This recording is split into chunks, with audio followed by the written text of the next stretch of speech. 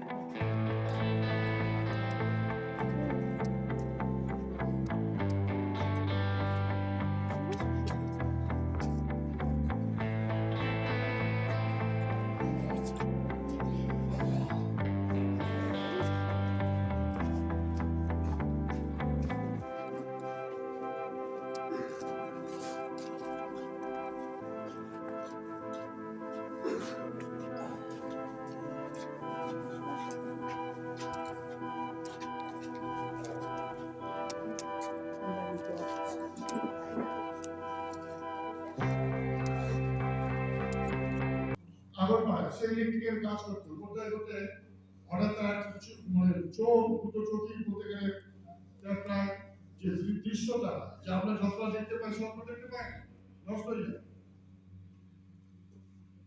কিন্তু আমি অবাক হয়ে যাই, একদিন বিশপ মালাকার উনি আমাকে বলেন যে শুকনো তোমার সেই বন্ধু আগরপাড়ায় থাকে, তুমি তাকে ডাকো।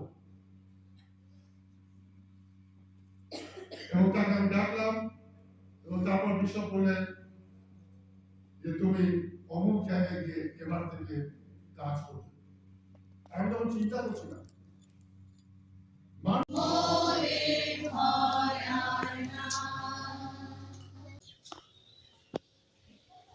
চার্চে থেকে এসেছি, এসে এখন কাপড় খুলবো, রান্না করবো। রাস্তা থেকে আসলাম, রাস্তায় আর হাঁটতে পারছি না। মেয়ে লেহেঙ্গা পরে দৌড়াতে দৌড়াতে আসবো কি লাস্টে টোটো ধরলাম, বেকার মতো হেঁটে গেলাম। এখন ড্রেসটা খুলি, তারপরে দেখি রান্না বান্না কি করা যায়। তো চলো রান্না করি।